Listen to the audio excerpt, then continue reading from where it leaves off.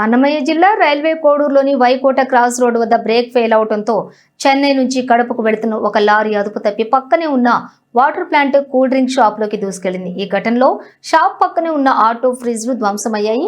Shop యజమాని చెంగయ్య ప్రకారం సుమారుగా 7 లక్షల మేర నష్టం జరిగిందని షాప్ యజమాని చెంగయ్య తెలిపారు. అయితే షాప్ లోనే నిద్రిస్తున్న ఒక వ్యక్తికి ఎటువంటి గాయాలు కాకపోవడంతో పెను ప్రమాదం త్రుటిలో తప్పింది. అయితే ఈ ఘటనపై పోలీసులు విచారణ చేపట్టారు.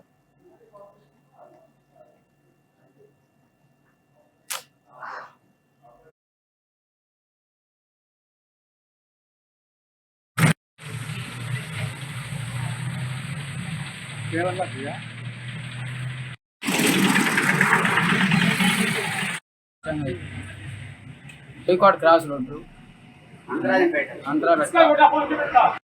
నా పేరు కోవూరు చెంగయ్య. Vaikota cross road కొనుక్కోన్నాము. అందులోకి సౌండ్ వచ్చేసరికి వెళ్ళిపోయినాము. అంతలోకి ఆడించి దాకా కొట్టుకుంటూ వచ్చాడు. ఫ్రిడ్జ్ ఆటో ఇది 7-8 లక్షలు నష్టం ఉంటుంది.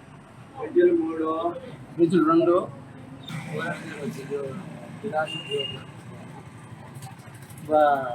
లారీ 500 మీటర్లు ఉండేప్పుడు బ్రేక్ టచ్ చేసుకుంటూ వచ్చాను. బ్రేక్ గడ్డ ఉండాలండి. బ్రేక్ నిలబడి అది బ్రేక్ గడ్డ లేస్తానే రైట్కు లాక్కుంది. అది వచ్చి తల్లి